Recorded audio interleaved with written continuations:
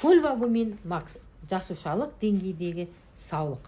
Бұл өнім жай ғана қоспа емес. Ол 6 түрлі табиғи компоненттен тұратын қуатты кешен.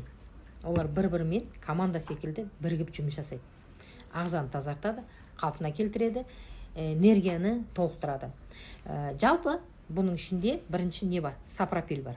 Мыңдаған жылдар бойы көлдің түбінде қалыптасқан. Құрамында фульва және гумин қышқылдары, минералдар және амина қышқылдар бар.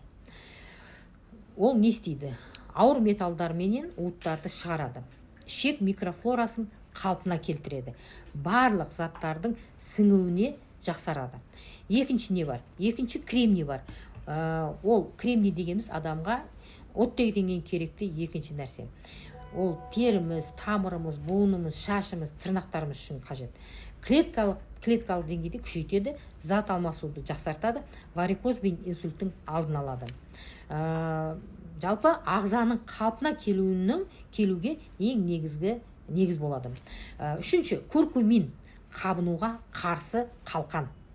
Ішек, бауыр, буын, терінің қабынуын азайтады. Қан айналымды жақсартады. Өттің бөлінуін күшейтеді. Жасушаларды қартаюдан қорғайды. Төртінші, лопух. Лимфаны негіз тазартады және қанды сүзеді. Лимфаның тазартып және оның несіп шығуына көмектеседі. Бауыр мен бүйректі қолдайды. Теріні жақсы жасартады, ісінуді басады, уыттардың шығуын тездетеді. Одан кейін бесінші нәрсе нони жидектері. Энергия менен иммунитет. Жасушаларда энергия өндіруді күшейтеді. Иммунитетті нығайтады, вирустар мен паразиттерге қарсы әсер етеді.